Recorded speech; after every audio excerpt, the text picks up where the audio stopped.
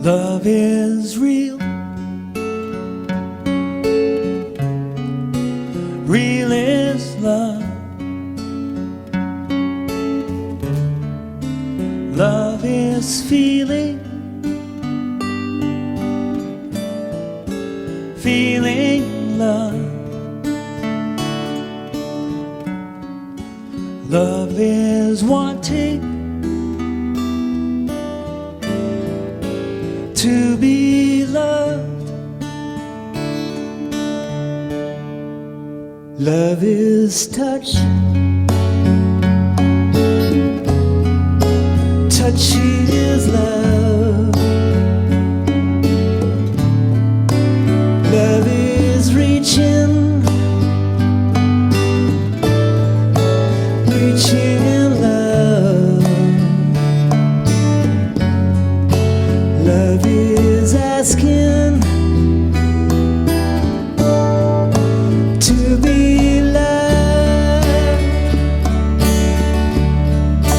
Love is you, you and me. Love is knowing we can be. Love is free. Free is love. Love is living. Living love. Love is needing to be loved.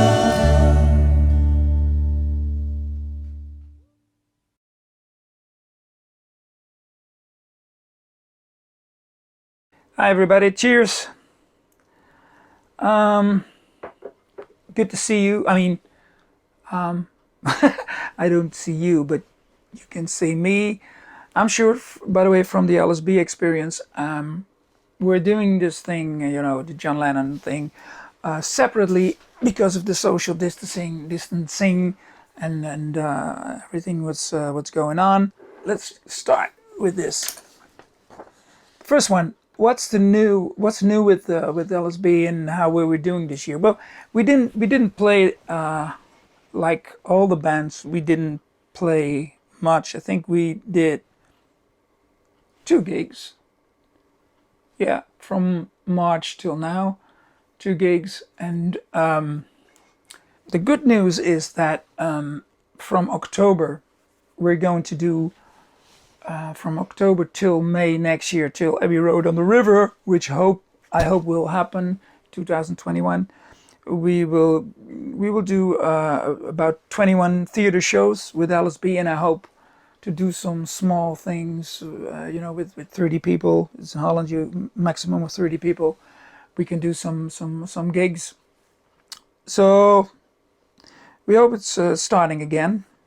That's the good news. With COVID entering the room, I mean, we in the beginning of this year, we started a new show called Beatles and Beyond, and all shows were cancelled or postponed.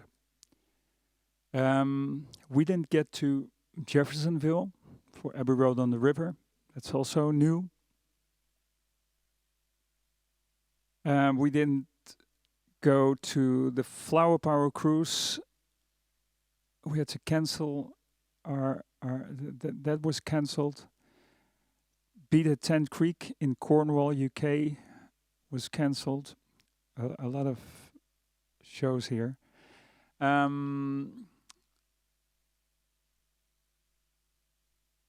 What's also new is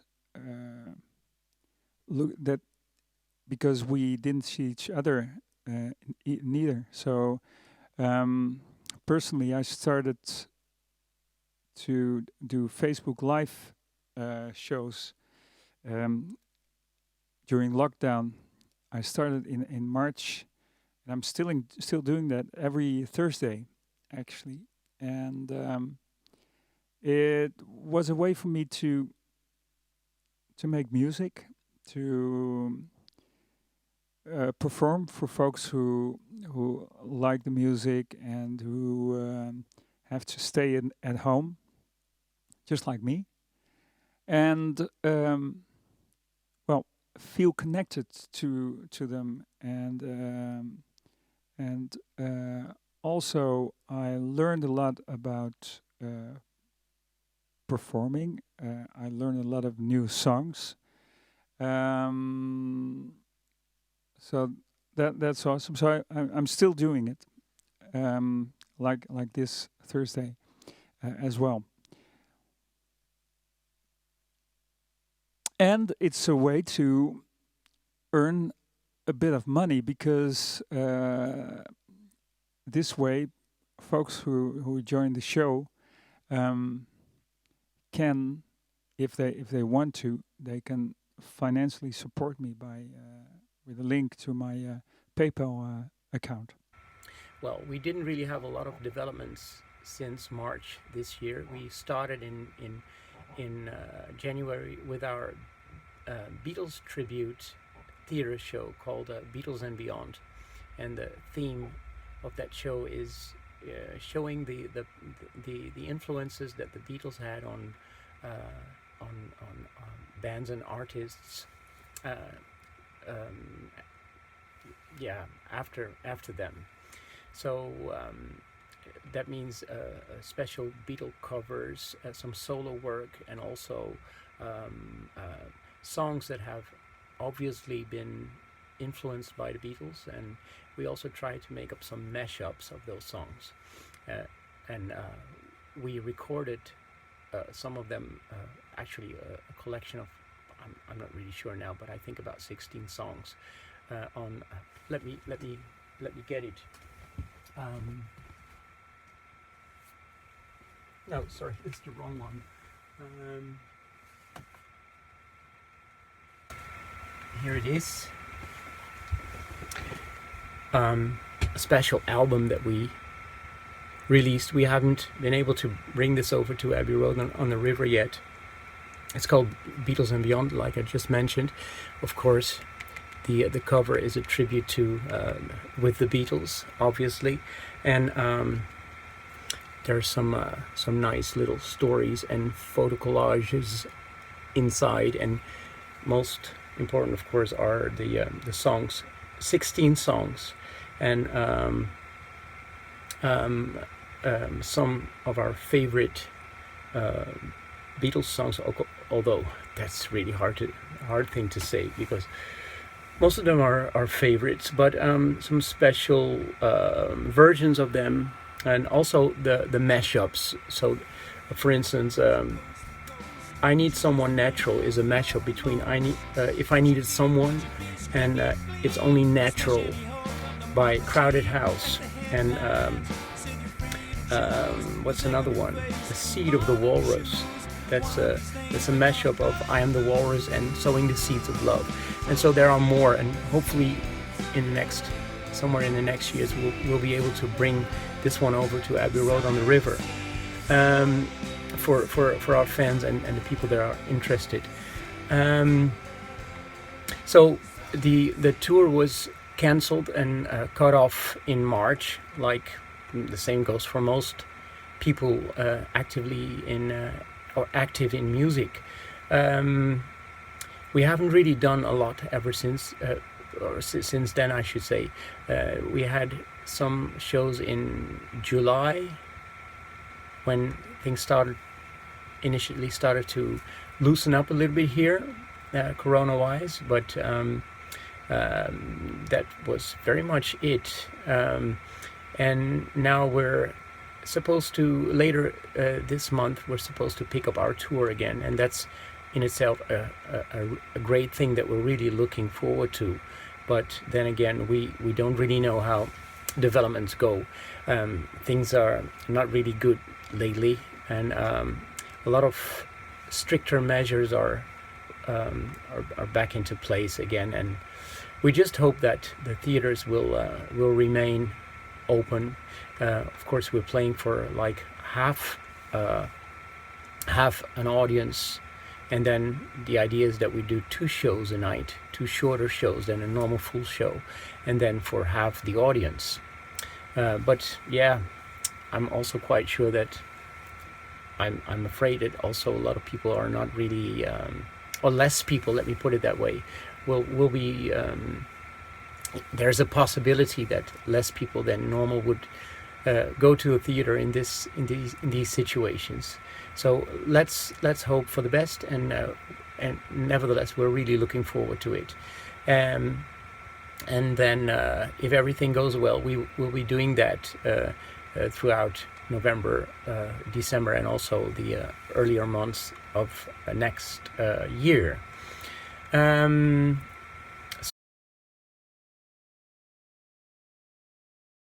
Well, in high school, my music teacher introduced the Beatles, and he loved to analyze all the songs of the Beatles. So it was a couple of weeks or maybe months of going through Beatles songs, and yeah, I loved it. And I've been playing guitar, I think, since I was 14. My parents were into music. My father had always been a band leader of a jazz band in Indonesia. And after they came to, and my mother sang. So after they came to Holland, the Netherlands, then there was always a guitar in the house. And music was always a very binding element within our family. So that's where I got the music from. In short, it's the other way around. When the first band I was listening to was, to be honest, not only the Beatles but also Wings, Paul McCartney's Wings, and from that time I really wanted to play music. The other thing was the whole era, the whole hippie era, love, peace, and happiness. The friendship the Beatles had, which we have with LSB. It's a great example how to make music. Friendship, to be tight, have a lot of fun, couple of drinks maybe if possible, or a glass of wine, whatever. Having fun, making music with the people, to the people. Well, I grew up in a musical family. Both my parents sang, and my father also played guitar. They often played together and sometimes even performed together. They also had quite an impressive record collection, and consisting of quite a lot of classic blues artists like Howling Wolf, Big Bill Broonzy, Muddy Waters, John Lee Hooker, Lead Belly, Sam Lightning Hopkins, and lots of other artists. Especially my father was very much into the blues, the old blues artists. They also had quite a lot of albums. Well, black gospel was often referred to those days as gospels and spirituals. I remember we had quite a lot of albums with that kind of like a compilation of gospels and spirituals, and I also quite like those songs, really more religious kind of songs, even though my parents were both raised religious, but in our family we didn't really do much about that, but there was still a sort of heritage also in the music. They also performed a lot of gospel songs together, and we had quite a few albums of José Feliciano, one of my favorite artists when I was a child, and country artists like Johnny Cash, Hank Williams. We had quite a lot of them. Some that was the main, the most of the music in my parents' records collection was within that genre, within that style.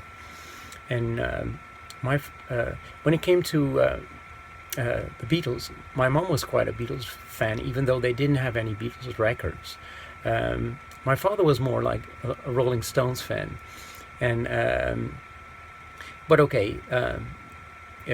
So when I started with the Beatles, those things came out a little bit. Quite funny. But until the age of 12, I mainly listened to my parents' records. And from 12 on, I picked up on contemporary pop music. And I've been doing ever since, you know, hearing the music of your own age, your own, the era you grew up in is almost unavoidable. Even though, and I also quite liked some of those of that music too. But I was from the moment I discovered the Beatles, I was way more into 60s, and then later the great songs of the great music of the 70s as well. So I was more like a retro guy, I think. Let me see, what did I write down here? I was often picked in primary school to sing solo parts in school musicals. I suddenly remembered, I didn't really think about that so much again, but that happened quite often because my teacher said that I had a clear voice or something like that. I never particularly felt privileged or special for that at the time. I didn't have any ambitions in music, but okay. I started playing guitar rather late, age of 14, and my father taught me my first chords and also how to play the chords to Hey Jude. I remember very well, even though he taught me the song in the key of D instead of the original key of F major. Maybe because, or possibly because, the F major was still a little bit too difficult for me to play at the time. My Beatles adventure started when I was 13, after I got a 45 single record of Hey Jude from an older girl next door. And even though the Beatles had already been a mythical sound to me growing up, and during my early aware childhood during the 70s, I mean, everybody knew the word Beatles. They only broke up just a few years at that time, but that for me then 10 years seemed like, or 8 years seemed like an eternity to me. That was the first time I really consciously heard their music, when I was playing that 45 single of Hey Jude, and I was instantly blown away. I still remember very well. In the years following, I started to collect their records one by one, and from my pocket money, so I had to really save.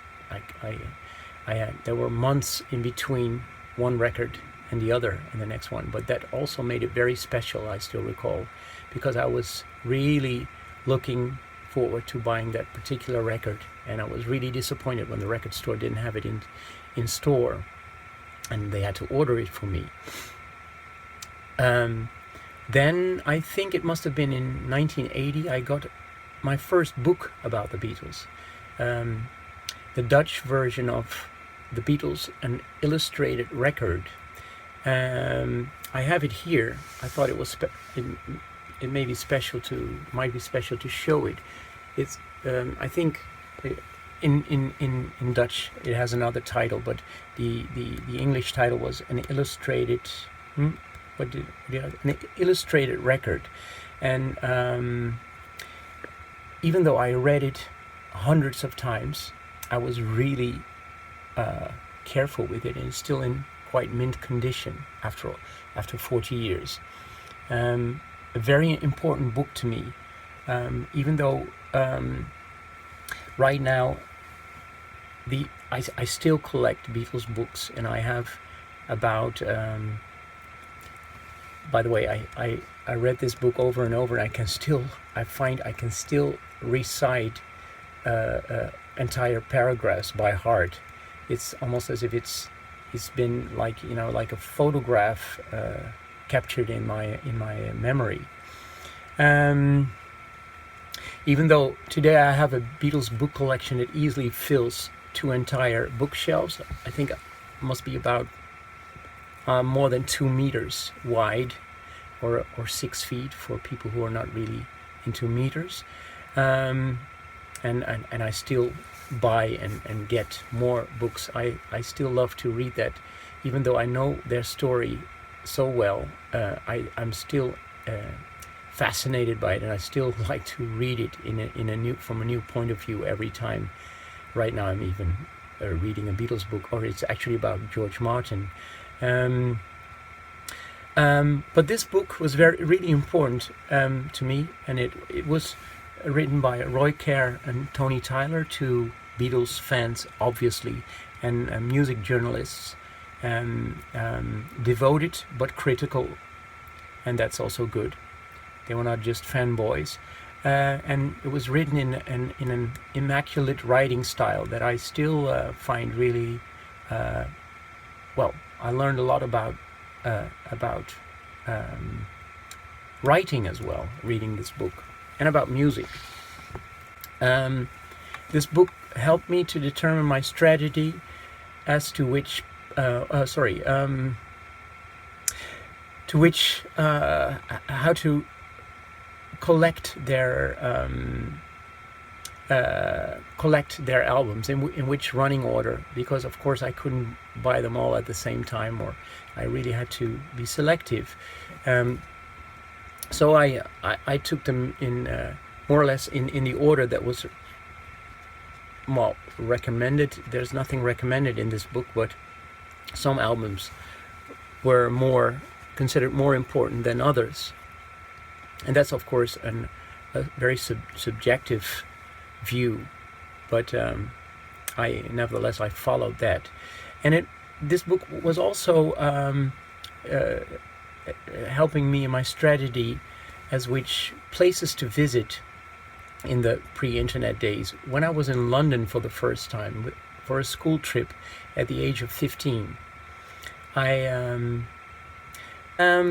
for some years I was completely and almost exclusively captured in my Beatles fantasy world during those early teenage years, and when most of my age mates were listening strictly exclusively to contemporary pop music, the time of the late 70s, early 80s. The three of us had known each other for years already, but we never performed together before. And I had, at the time, talking about 2010, we had a Beatles tribute band together. We had one for the 5 years before called the Strawberry Beats, and at that time we more or less reformed the band with a couple of new members, and also had it was a new band. Some of the old members and some new members, we had another name, the Old Brown Shoes, and that's also the band we attended Abbey Road on the River with for the first time in 2011. That was in Washington D.C. But okay, we had we already were playing together in a band at that time, and we were also organizing an open mic every last Sunday of the month in a small pub in the town of Bussum, Bussum. That's the hometown of Sjoerd and Marcel. During one of these open mics, Mar showed up to play and sing a few songs. He hadn't been playing in public much since the death of his brother Jerry, the brother where he also played and made music with a lot. And he felt quite empty, maybe a little bit insecure for a couple of years. He didn't really want to play again. And at that time he wanted to pick up a bit, and decided to come over to the open mic and try out a couple of songs for an audience. We loved the songs he was playing, mostly, as I remember well, James Taylor's songs, and we thought it would be cool to add some harmony, some backing vocals, and so we did. And And we discovered we sounded good together, so we decided to meet again later that month at Sjoerd's house to try out a couple of Crosby, Stills, Nash songs. The first one being Helplessly Hoping, of course. That's that was the first song we tried then, and at a sort of rehearsal, and that's when we really found out we have something special here with the three of us. And we had before we knew it, we decided to form a band and work on a repertoire of mainly West Coast songs. We had our first official gig on October 8, 2010, so that was 10 years ago yesterday. And less than 2 years later, we attended Abbey Road on the River for the first time. That was in May 2012 in Louisville, Kentucky, in the Belvedere Park, of course. Hans and me, we organized. I think we started 15 or 20 years ago, maybe. We organized some open mic things in our local pub here where we live, and we knew Marcel from the band he was playing in, and one day I met him near my house at the schoolyard. Our kids were at the same school, and I asked him to why don't you join us for this open mic thing, and he did that, and Hans and me were very impressed. You know, he was singing songs and doing his own stuff, a couple of his own songs and James Taylor things. And it was great. And we were looking at each other, well, it sounds great. And after the open mic, Hans and me normally played for, depending on the amount of beer, for an hour or 2 hours, just doing Beatles things or whatever we do, all kinds of 60s, 70s songs. And Marcel stayed on. And later on he said, well, I was listening to those guys and I was listening to you and I hear the third voice on that. And so the next day, Hans and me was saying, shall we ask Marcel if he joins us next month for a couple of songs with the three of us at open mic. And we had this rehearsal thing over here in this studio where I'm here right now, and we did Helplessly Hoping. And we were looking at each other's, we were about 16 years old again, like, oh, this is nice, this sounds great. And we like each other's voices, we still do. I mean, if we're playing, I look at Mars or Hans and say, whoa, those guys, they can sing. And it's still the same. And that was 10 years ago. So that's the way LSB started. In 2010, we decided to try something out, sang Crosby, Stills and Nash tune together, and that felt so natural and it sounded amazing to ourselves. So we were it was very clear that we had to do this together. In 2012, it was my first time ever to go to the United States. And this first time, it was with the LSB experience, with my guitar, and go and make music over there. So that was awesome. And I remember the first time that we stood on a big stage and we started to sing a James Taylor tune called "Shower the People," and I was standing there, and I was overwhelmed by emotions when I when I was conscious of being there, playing an American song on American ground and with American folks in the audience. I felt really emotional. But there are so many fantastic moments. I mean, all the moments talking to the members of the Abbey Road on the River family, getting to know them, hanging with fellow musicians, listening to other bands, the interviews on the radio for Abbey Road on the River, Um, yeah, shows like our past hero show, um, and joining the other bands on stage and getting so many new and dear friends. In short, I think every year except 2020, because it wasn't happening.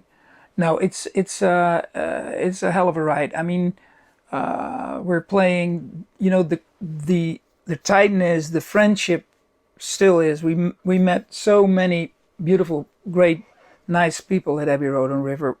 The bands, how they are together, the organization, as you all know, is perfect. Well, I have many favorite Abbey Road on the River moments, but I have to name, if I have to name one, I think it was the moment when I realized that the term the Abbey Road on the River family was true. That was when I knew that the main reason I was looking forward to come back to the festival again, apart from enjoying to perform there and seeing other artists perform, was the fact that I was looking forward to see our friends again, the friends we made, people I started to love and stay in touch with throughout the year, despite the physical distance and despite the different continents and different parts of the world. That was a very special moment, and that's still the thing I cherish most about Abbey Road on the River. And I really don't want to. I mean, playing there and performing there is also great, and seeing our friends and new bands and headliners perform is also fantastic. But that's what makes Abbey Road on the River a very special festival.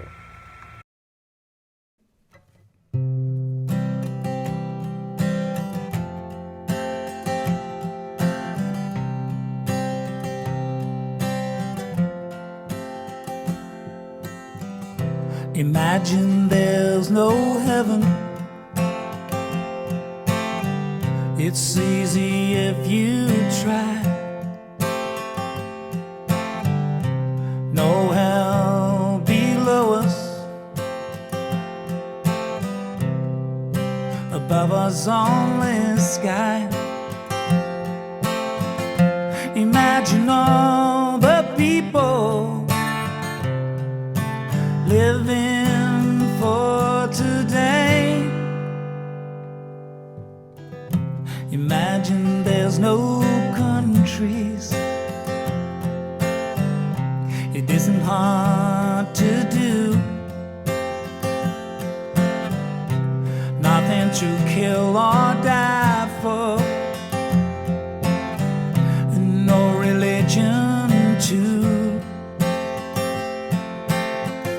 Imagine all the people live their lives in peace.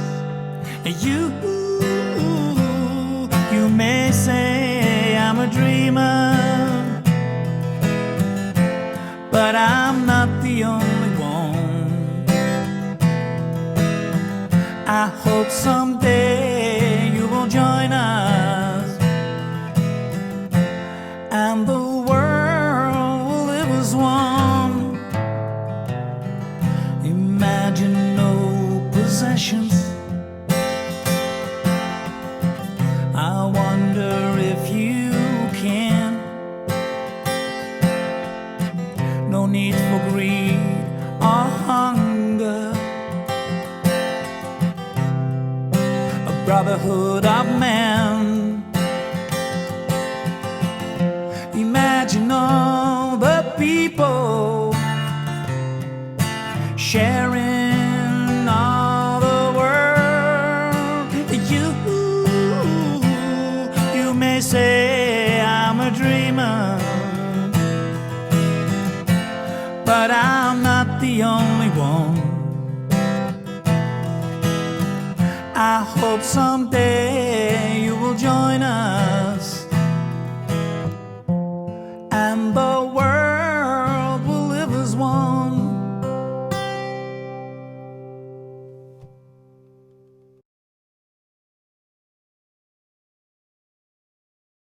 To me, John means freedom, courage, and love. Well, of course, the songs he wrote with the Beatles. And to be honest, later on, I was more musically, I was more a Paul McCartney fan because of the songs and all the albums from Band on the Run, Ram, Flowers in the Dirt. You know, I this is a great singer-songwriter. Lyric-wise, for example, "How Do You Sleep" is a song, you know, of John. It's very funny. It's a bit angry, but that was who John was. But of course, he wanted to his love, peace, and happiness thing. You know, the bed-ins, his fight for peace. You know, fight for respect each other. Also, when you talk to each other. Lately, I saw this debate on television. I was awake here in Holland, middle of the night. I saw this debate in America, and I was thinking, well, probably John would think something about that. Just be respectful to each other. But let's not talk politics. Yeah, that's what he. There's one thing I want to say about John is when he died in 1980. I was still living with my parents and my mother. And when I woke up, my mother said, you know, John Lennon was killed in New York, and I was obviously like many people, I was crying. And I remembered that the day before I was in our local record shop. It's a new album. I'm really curious what he did. You know how it is. So the same day when he died, I went to the record shop, and there was only one left. I was on left. I had to put it on the record player, and the first thing was "Our Life Together," and it's just like starting over. You know, the whole thing was the whole song, the whole LP was. I mean, it was so good. All the songs were good. I mean, there were songs from Lennon, Yoko, John. Oh yeah, so the first thing I did the next day, I had this cassette player, and I recorded the songs. And on the A side of the cassette, I put John, songs of John, and on the B side, songs of Yoko. I think I listened most of the time to the A side, probably. Well, anyway, so that was, and later on I heard that John was planning to go on tour again, but this album was just like starting over. It was very, very sad, and I was crying again. I think, yeah, I was, because, man, this stupid thing still is. Whatever. This is quite a deep question. Do I have a favorite Beatle? Not really. I love all of them for who they are, for what they did, and for the unique part they played in the Beatles story. But John did have a special place in my heart. I wrote "did," but I mean he does have a special place in my heart. Is it because he shared his birth date, October 9, with my father, who I dearly loved? Is it because he was, especially in the early years, their leader? Is it because of some of his most consoling lyrics, like the ones from "In My Life"? All you need is love, across the universe, love, oh my love, or imagine? Is it because what he said when Paul apologized for the line, the movement you need is on your shoulder? Because of what he said to Paul when Paul asked him why he was so eager to make that private helicopter ride with the Maharishi? Because of the tender image of John and little Nicola in the Magical Mystery Bus? Is it because of the fact that he had these political and social points of view that I relate with and where he stood for? Anyway, John was most like a father figure to me, a moral compass as well. Even though there were contradictions in his character, he had quite a cruel side to him too, and in some ways he could be hypocritical as well. Overall, he was one of the most important leaders of his generation, and still today his legacy is more actual than ever. A lot of his words were even prophetic, I think. In late 1980, some things had happened that deepened my connection with the Beatles and John even more. On November 3, my mother died all of a sudden. It was such a shock for me, my sister and my father, that it was really hard to deal with and talk about, even though we were quite a modern family, and there had never been any real taboo subjects when it came to discussing emotions and thoughts. But this was all too painful. I didn't want the pity attention from people, and even though they meant well with me, I wanted to move on and get back to normal as soon as possible. Apart from the moment they gave me the news of her passing, my mom's passing, when we were waiting in a hospital, I couldn't cry, and I completely cramped up emotionally. And so I turned 15 later that month. We're talking 1980. And that was quite a weird birthday, even though I got my first proper acoustic guitar from my dad for my 15th birthday, and a guitar that became a friend for life, and I'm happy I still own it today. But yeah, I did cramp up emotionally, and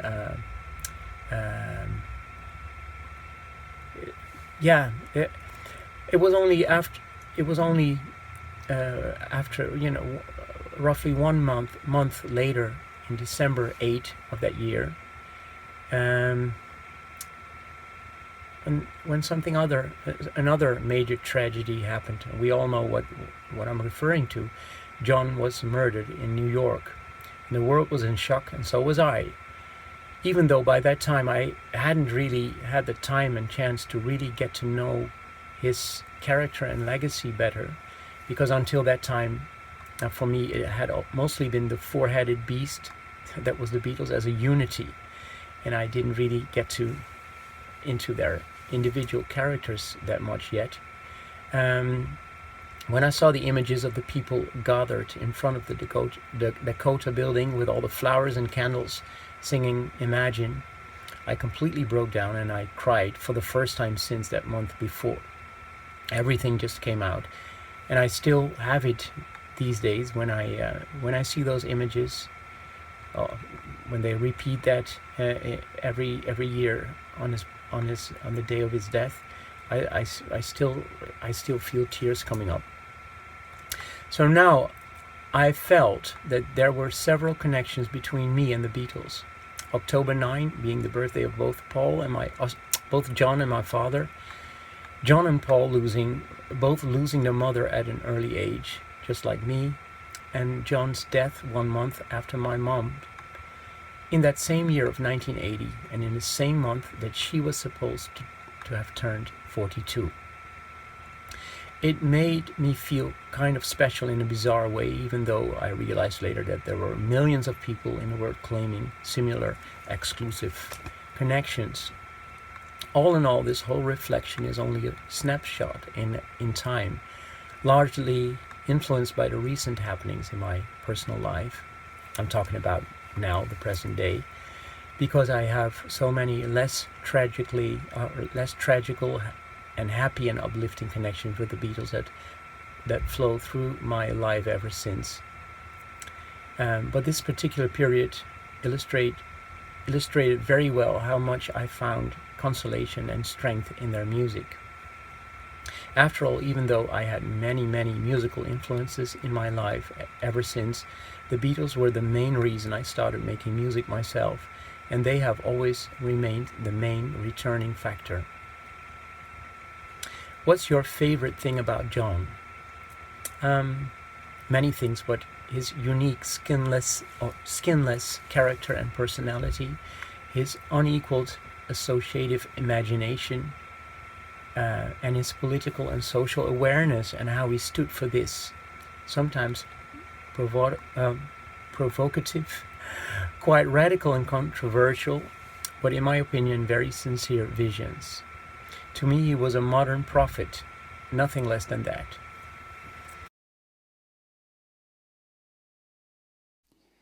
Well, of course, Imagine, but also Woman and Jealous Guy and Love, of course. Well, I wrote down the first ones that came to my mind, but there are of course dozens.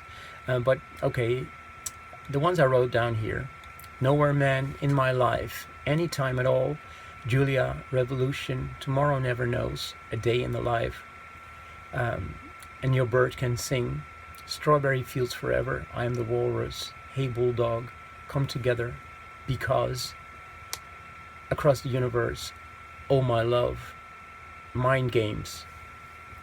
Once again, there are many more, but these ones came up very, very quick. Well, we play with LSB. We play the song "Love." We made a special version of that, and you will hear it in this program. It's a live version of "Love," and we made an LSB version of it with multiple vocals on it, and I think that's a beautiful song. And when I do my solo gigs, I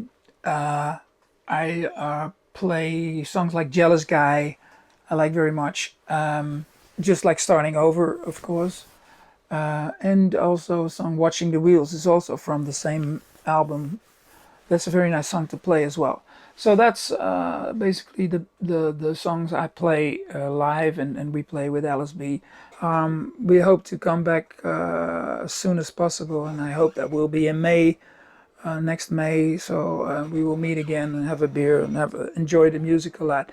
And I will leave you with a song which is not a John Lennon song. It's a song about John Lennon. It's a beautiful song Paul wrote. It's also a tribute to Liverpool when they were young, and it's called "Here Today." I recorded it here, and I will. This is "Here Today." It's called "Here Today." And if I say I really knew you well, what would your answer be? If you are here today,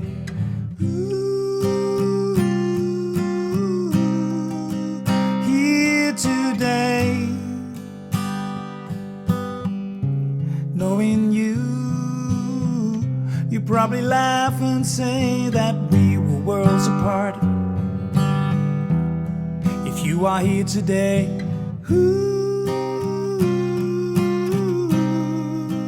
here today. But as for me, I still remember how it was before,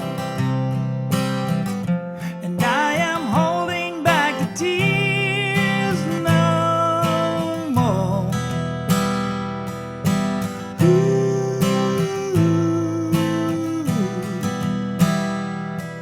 Well, I love you.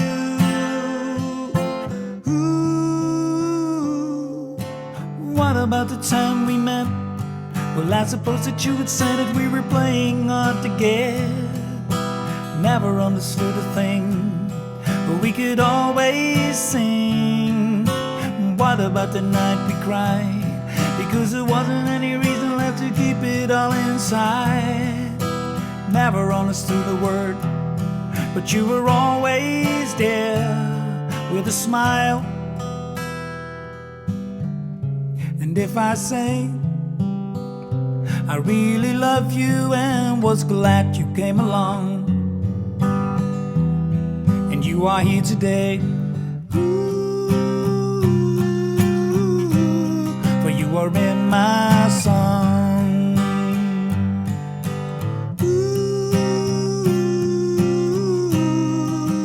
Here today.